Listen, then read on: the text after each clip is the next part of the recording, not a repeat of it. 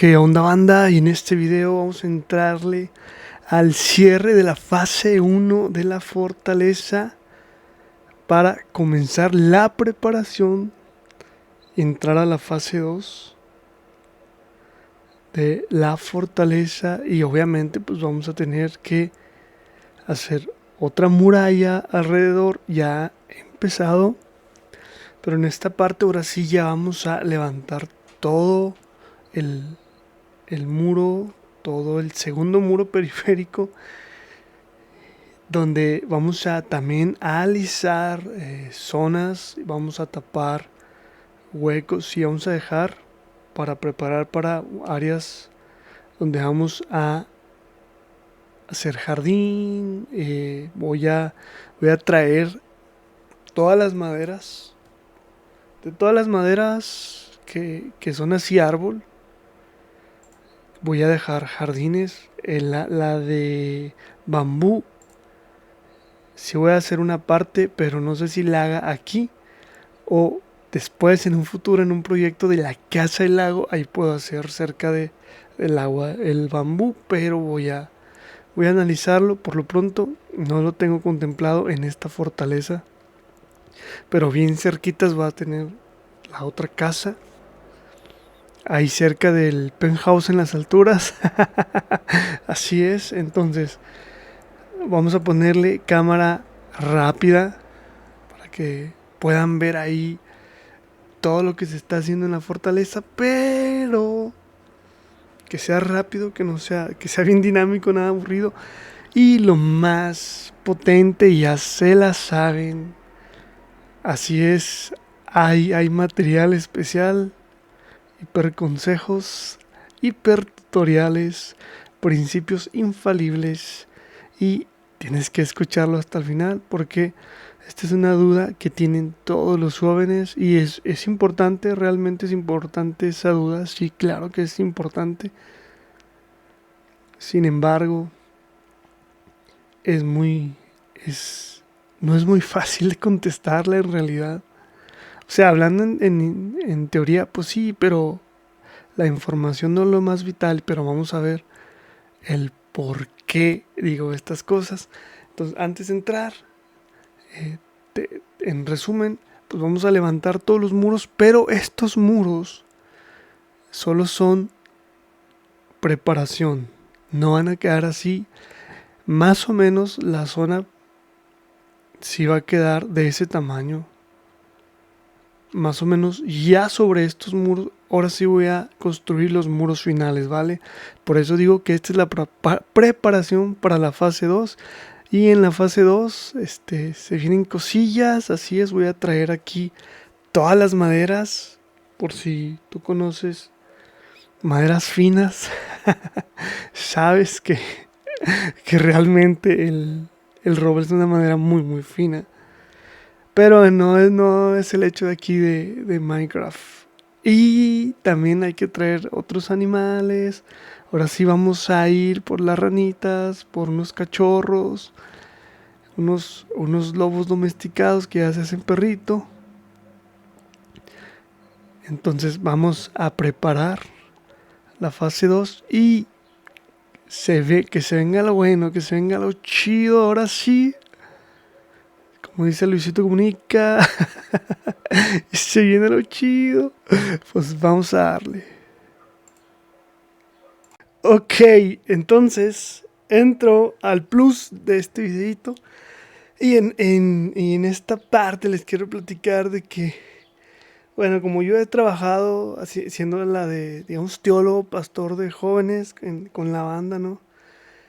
Y una de las dudas que me han hecho, que me han preguntado mucho, que tienen los jóvenes, es por qué confiar, por qué creer que ese libro que se escribió hace mucho tiempo, si es la palabra de Dios. ¿Cómo confirmar que ese libro es la palabra de Dios? Bueno, ya he hablado un poquito de por qué creo en ese libro, que decimos entre creyentes teólogos que es palabra viva. Sí, ese libro tiene vida, por así decirlo.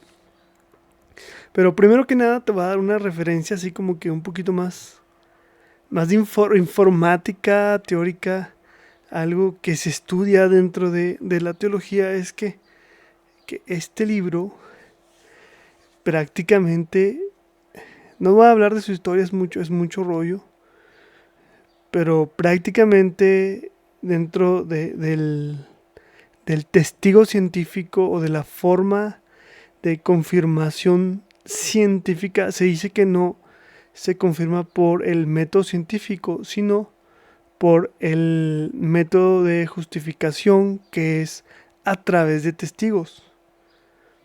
Entonces, cuando se cuenta una historia o pasa un accidente, y esto lo dijo un escritor, comunicólogo y premiado del New York Times, donde sabe él que para empezar, para tú certificarte de que un testimonio, que una historia es real, escuchas varias historias, no nomás una, y si hay más de dos, mejor. Porque cada persona tiene una perspectiva diferente, que la misma historia la van a contar diferente y puede tener alguna variación por el punto desde donde lo está viendo cada persona. Entonces, con esto en mi humilde opinión sí lo podemos comprobar científicamente, porque el método científico es observar, sacar hipótesis y luego comprobarlas. Dices, ¿cómo compruebas algo que pasó? Se hace por el método de justificación. Sí, sí.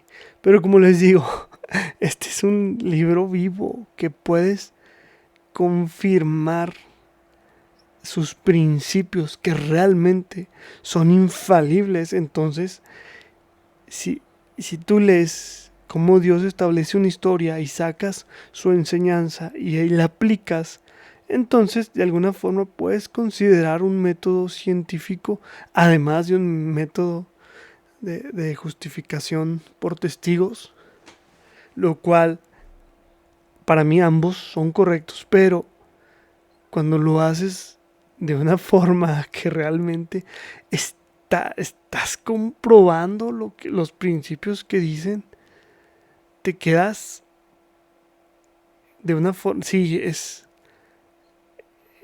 algo que te deja sin palabras ni explicación, y es de poco valor lo que puedas decir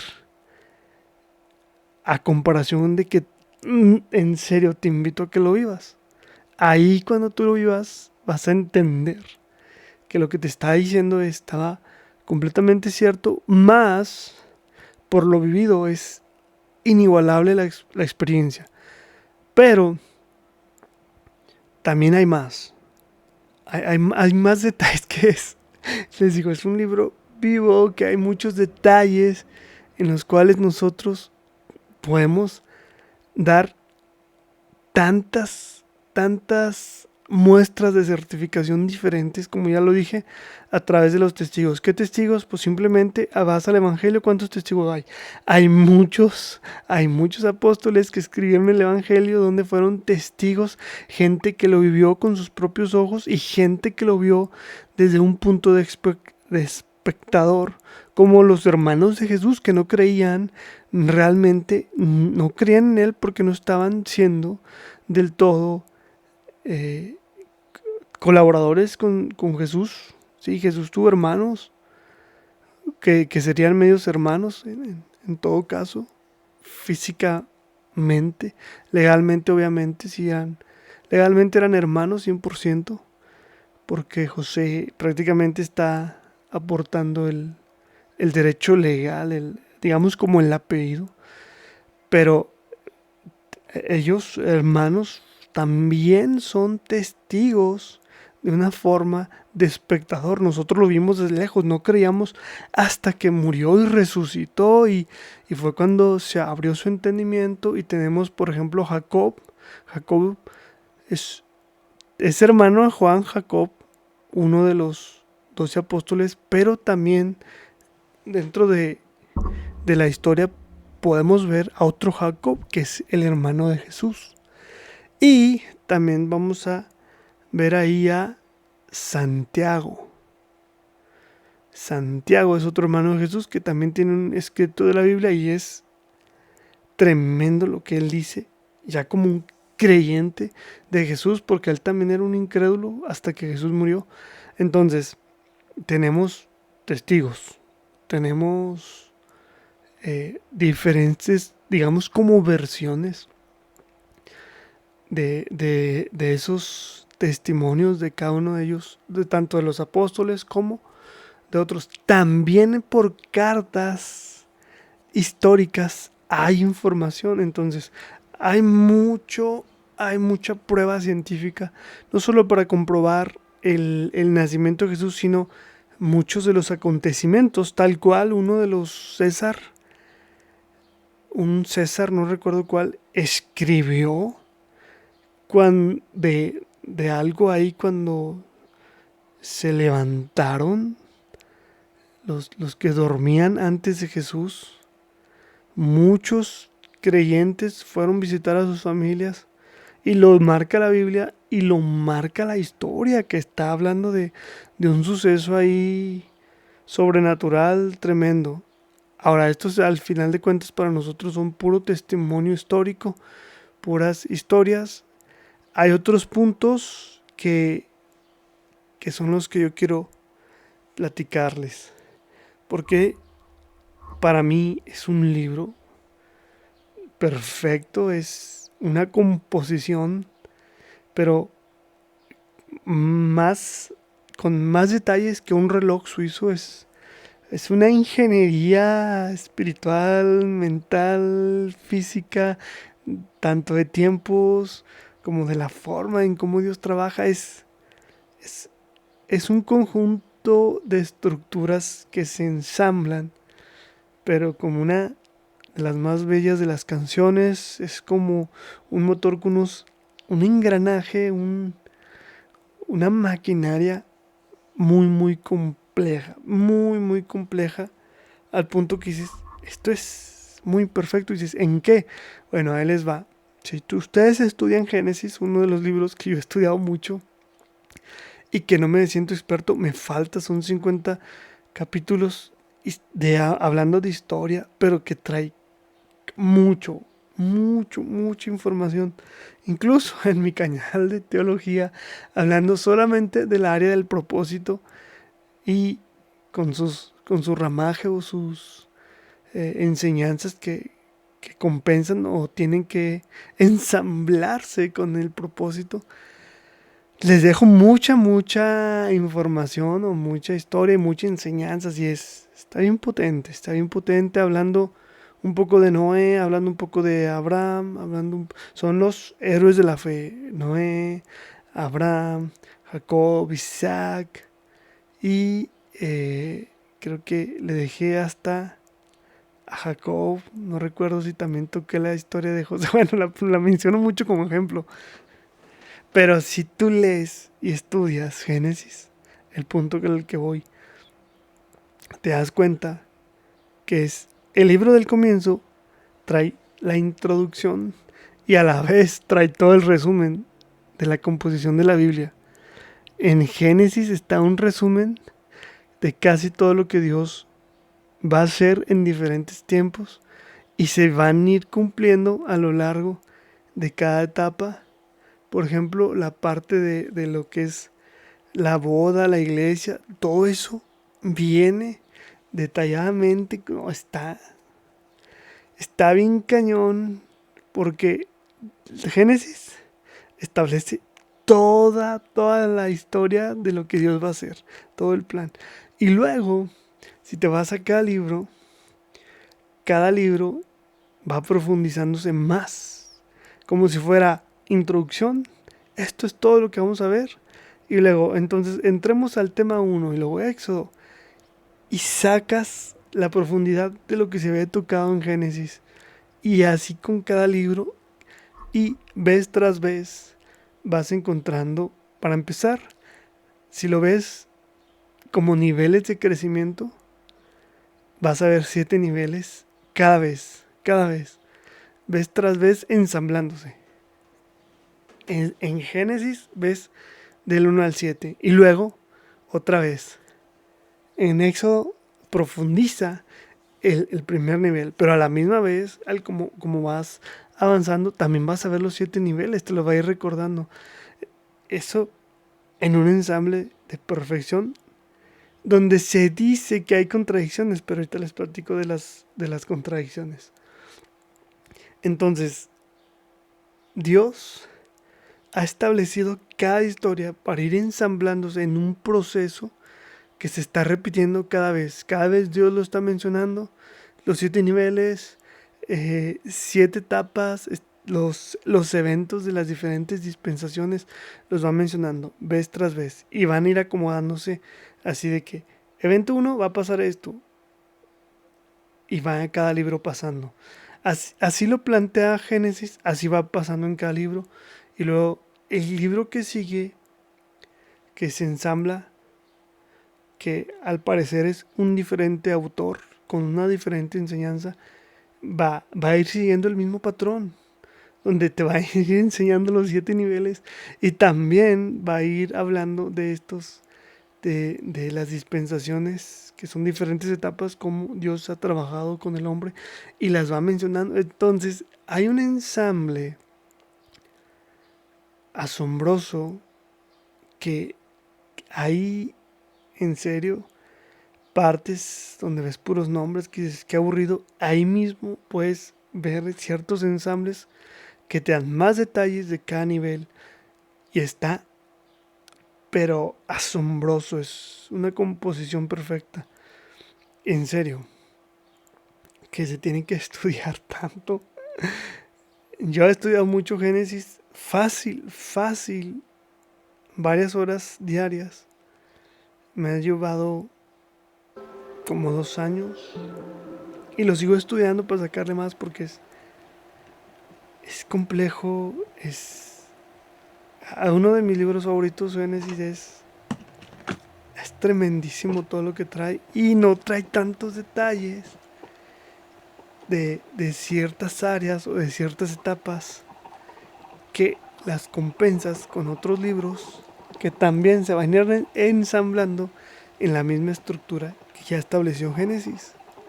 Por eso digo, qué maravilla de cómo se ensambló, de cómo se estructuró, de los libros que trae. Puedo decir muchos ejemplos, pero por ejemplo, voy a tocar uno.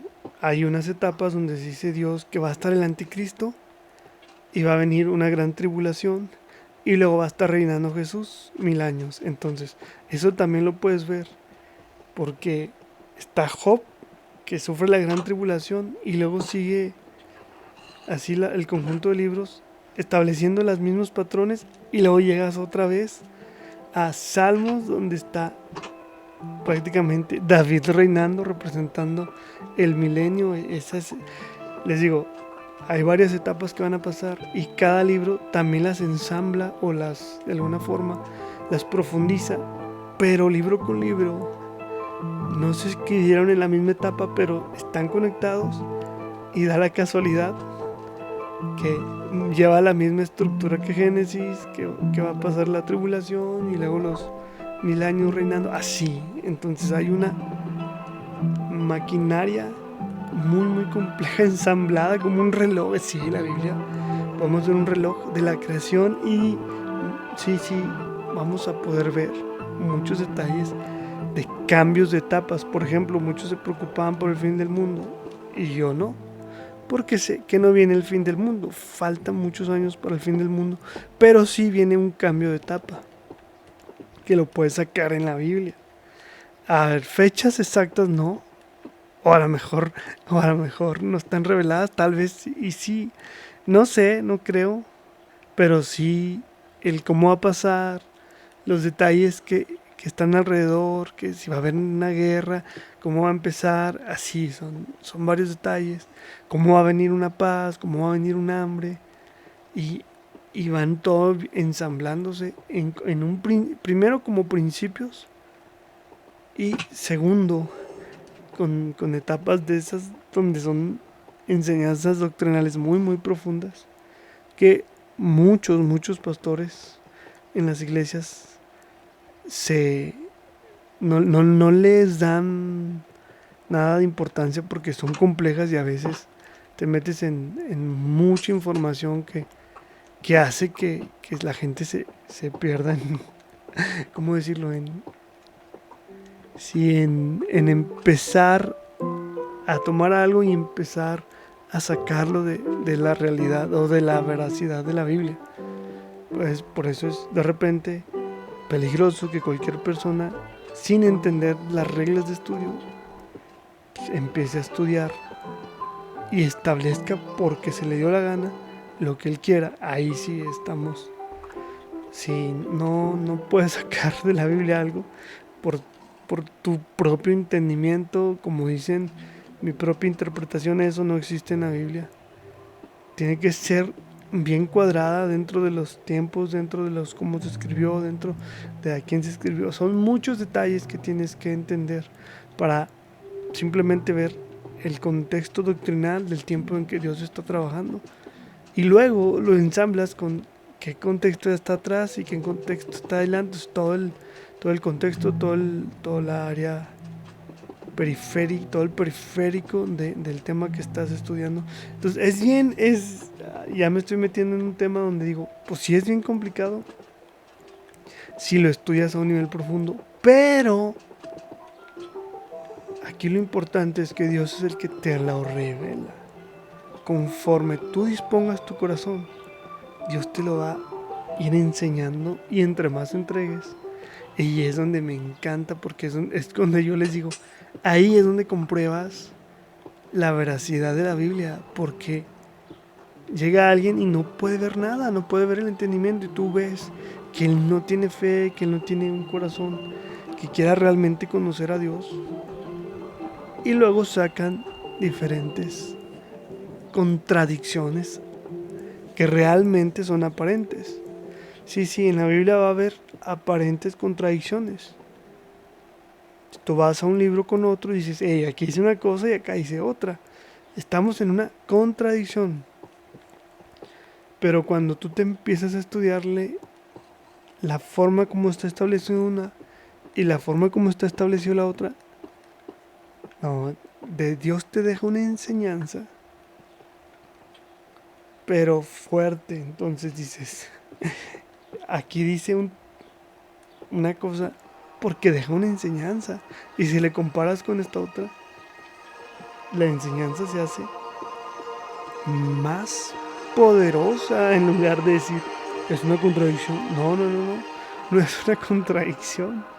Es la forma que Dios quiere enseñarnos algo, estableciendo un punto que dirán otros, no, aquí se contradice. Claro, eso es porque tu corazón no está buscando la revelación de Dios, sino que está buscando cómo intentar justificar o contracertificar, sí, intentar que tú tengas un juicio, que encuentres que ese libro no es la palabra de Dios o que no es real o que traiga cosas que no son serias, que no cuadran, que no concuerdan. Y vas a encontrar mucho, si vas con un corazón malo, vas a encontrar mucho mugrero, porque no lo vas a entender. Pero si vas con el corazón de que no, Dios, yo quiero conocerte, a ver, enséñame porque aquí es esto y porque acá se está contradiciendo con esto otro. Quiero saber por qué tú, que es tu palabra, aquí escribiste esto y acá escribiste otro. Cosa que es diferente. Y entonces entiendes, ya cuando Dios te lo revela, que una cosa deja una enseñanza que está establecida, pues, porque aunque hable de historia, la Biblia no busca enseñarnos una historia y ya. Que me ha tocado pastores que enseñan sola la historia y dices, ¿y? No venimos a... Cuando vas a Dios no vas a solamente por historia. Ahora, que si estás empezando y eres muy nuevo, ahí sí, aprende las historias, pero ten en cuenta en la primera fase, para los nuevos, que siempre hay una aplicación devocional, una enseñanza, dejan una, digamos así, dejamos una moraleja. Y es la que les digo que tienen que probar, porque si tienes un problema, por ejemplo, de noviazgo, y estudias, dices, wow, wow, tengo la solución. Y vas y lo haces y te das cuenta que es infalible, infalible. Por ejemplo, les cuento una historia. Yo estaba estudiando Génesis, viendo qué es la manipulación, por qué la están haciendo y las consecuencias de la manipulación. Y pues resulta que tal cual, cuando yo estoy empezando a hacer ese, esa parte de enseñanza, aprendiendo eso, me tocó que gente muy cercana a mí está manipulando y está ahí nomás haciendo mañas y maquinando. Y digo, wow, lo mismito. Digo, que sigue, bueno, sigue el problema. Una vez que manipulan, siempre que manipulan, van a tener un problema. Entonces, yo estaba viendo la historia de Jacob, donde él roba la bendición del primogénito, que en esa cultura es bien importante, y lo hace su mamá, y su mamá está ahí maquinando, no, tienes que hacer esto, y vístete de tu hermano, y vas a ir y vas a engañar a tu papá para que te bendiga, porque Dios lo había dicho, que el menor iba a ser el bendecido, se lo dijo a ella, y ahora ella tiene que estar manipulando según queriendo ayudar a Dios. Cuando Dios había dicho algo, Dios lo va a cumplir. Y esa es la que enseñanza me quedó bien alocadamente, que Dios dijo, Dios lo cumple, no necesita la mano del hombre y menos tu manipulación. Y luego ves que al final de cuentas obtienen la manipulación, pero crea un problema grande en la familia, al punto que su hermano quería matarlo. Y en vez de parar la manipulación, sigue manipulando para evitar que el hermano mayor mate al hermano menor. Y ahí está la mamá maquinando, manipulando, y agarra a su hijo y lo envía a la casa de su padre para que busque mujer para él. Igual sigue manipulando. O sea, en lugar de buscar un plan de Dios para que se dé, o para realmente colaborar con Dios, está manipulando, está maquinando. ¿Y qué tienes? ¿Ves? Problema. Lo primero que va a hacer la manipulación siempre es un problema. Ahí le roban de la mala forma la bendición, se queda con la bendición, crea el problema y la familia se empieza a romper. ¿Por qué? Porque el hijo, Jacob, engañó al padre por la bendición. Y ya de ahí dices, chivas, la relación de padre e hijo ya empezó con un daño de engaño. Y luego la relación entre hermanos ya se rompió completamente fracturada al punto que el hermano mayor lo quiere matar. Y esto es de que lo quiere matar. ¿Qué hace? Así como, fíjate, lo más triste es la madre llevó toda esta manipulación a hacerse, rompe la relación, la daña de alguna forma, la de padre e hijo, rompe la relación entre hermanos y tienen que o sea, tomar medidas para evitar cualquier problema de asesinato. Y que agarra y le dice al hijo, ¿sabes qué, Jacob? No, pues vete a la casa de mi padre y allá para que busques mujer. Y esa es la excusa de buscar mujer, que es un plan que realmente era lo que Dios quería y era correcto. Pero está todo mal hecho. Al punto que está saliendo de la tierra de bendición de forma que está realmente yendo en contra de Dios. Que Dios sí lo aprueba siempre y cuando tomes mujer y regreses, pero en este caso vuelve a afectar la relación Al final de cuentas, la relación queda muy afectada de mamá e hijo. ¿Por qué? Por la distancia. Dices, espérate, pero no sé, ellos seguían hablando y todo. Sí, sí tenían la misma relación, solamente que en ese tiempo pues ya no había teléfono, no había nada y estaban a kilómetros de distancia y duró así 20 años Jacob, porque tal cual aprendió la manipulación de su mamá, así fue y empezó a hacer puras manipulaciones allá y en lugar de regresar a su tierra con su bendición y con todo lo que le correspondía como hijo, estuvo trabajando para otra persona, gastando lo mejor de su fuerza, de su juventud y 20 años sin poder ver a su mamá ni saber mucho de ella. Entonces dices, híjoles, principio de enseñanza, manipulación igual a problema y problema igual a resultados de romper relaciones. Y tal cual me estaba pasando a mí, donde estaban manipulando, y yo no, claramente lo que estaba aprendiendo, lo estaba viendo cómo personas muy cercanas estaban manipulando para obtener lo que ellos querían de forma incorrecta y resultado problemática, vez tras vez manipulando y más problema, y manipulaban y más problema hasta llegar al punto que las relaciones se rompieron.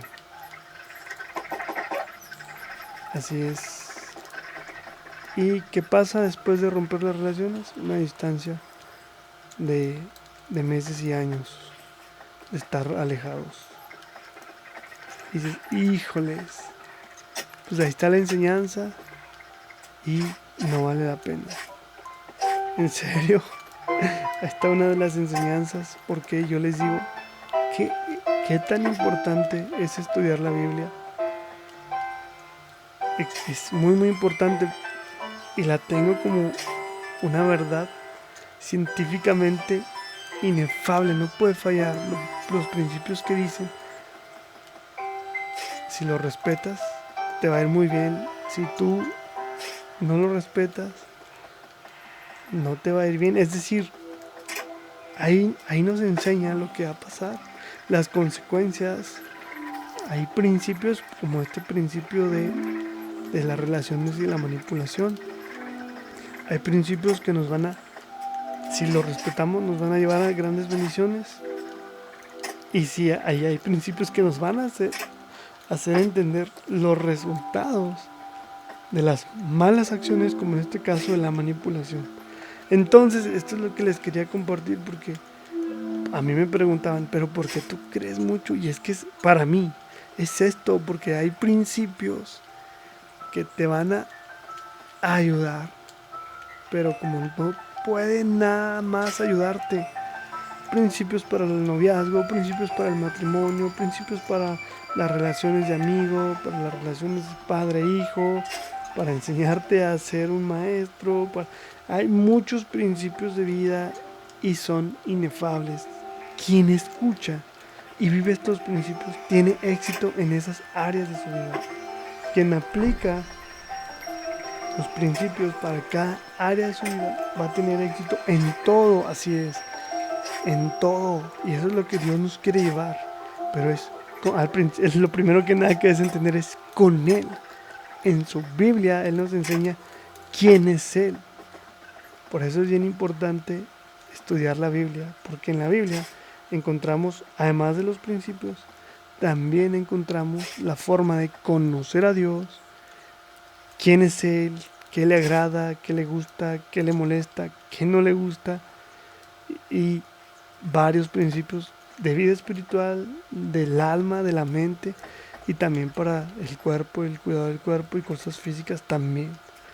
Entonces, la Biblia es un libro muy fascinante, es maravilloso porque engloba no solamente los pensamientos de Dios, también los sentimientos de Dios, también sus emociones y en serio que cuando más conocemos a Dios a través de la Biblia, más nos conocemos a nosotros mismos y eso nos lleva a hacer que nuestras mejores dones, talentos, habilidades, todo lo que somos, lo podamos explotar al máximo, pero es con Dios, es el punto importante. Así es, muchos quieren llegar a ser lo mejor de ellos mismos y pueden alcanzar buenos niveles, pero sin Dios no llegas a lo mejor de ti, porque no te conoces como Dios te conoce. ¿Y cómo puedes llegar a conocer? A través de la Biblia. ¿Cómo conoces a Dios? A través de la Biblia, orando y leyendo. Y obviamente pues necesitas discipulado, necesitas ser parte de un estudio bíblico donde puedas aprender, donde al principio llegas, te sientas y es escuchar, entender, pero después vas a también sirviendo a Dios, sirviendo a Dios, te enseña mucho, mucho de lo que Dios quiere para tu vida por tus dones y talentos. Entonces, ¿vale la pena la Biblia? Sí, muchísimo. ¿Vale la pena estudiar muchas horas? Sí, señores, vale mucho la pena. Entonces, con esto cierro esta parte de el plus del videito y sigamos con el gameplay.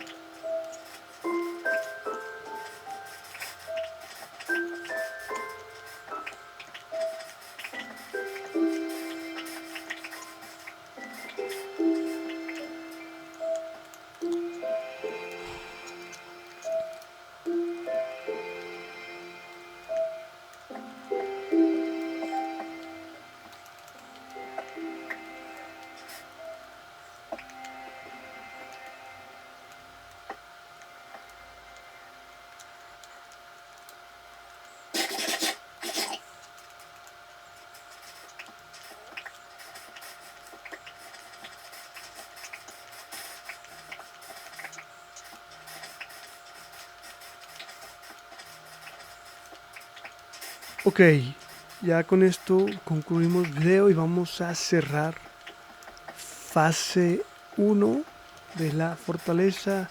Vamos a dejar, como han podido ver, ya todo un segundo muro, una preparación donde alisamos el territorio, dejamos ahí un estanque ahí para darle elegancia. Vamos a seguir ya en la fase 2 estableciendo áreas de jardinera con maderas de diferentes árboles. Así es, vamos a estar próximamente, se vienen cosillas, vamos a estar metiendo madera de roble oscuro, madera a mí me gusta decir roble blanco, es lo que le llaman roble pálido, que son los más, sí, digamos que como los más elegantes, los más exclusivos.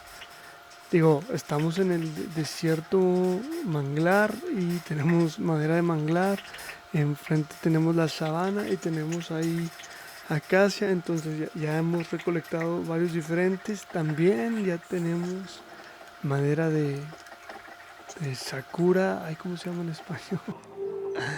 Madera de cerezo. Cerezo, el árbol rosadillo, que también está muy muy elegante. Entonces vamos a estar en la segunda fase haciendo varios detalles, varias cosas, combinándolos. Primero para tener madera pues vamos a hacerlo a la brava, ya después le vamos a dar forma.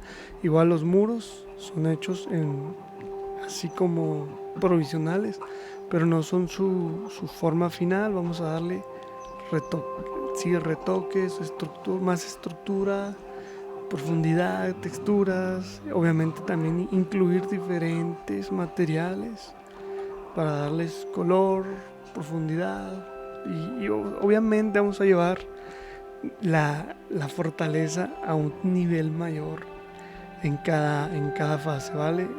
Entonces también ya estoy preparando la estructura de los corrales que van a ser establos. Más adelante le veo la forma que le voy a dar, pero ya tengo en mente algo y más adelante podrán ver la fortaleza en un siguiente nivel con detalles mejores y también continuar en otro video con la torre oscura. Entonces cerramos videito, dale like, suscríbete y ya está ahí mi WhatsApp por si quieres conocer más de estos tutoriales que estoy dando, que son de excelencia. Así que los veo y los leo también. Hasta el siguiente video.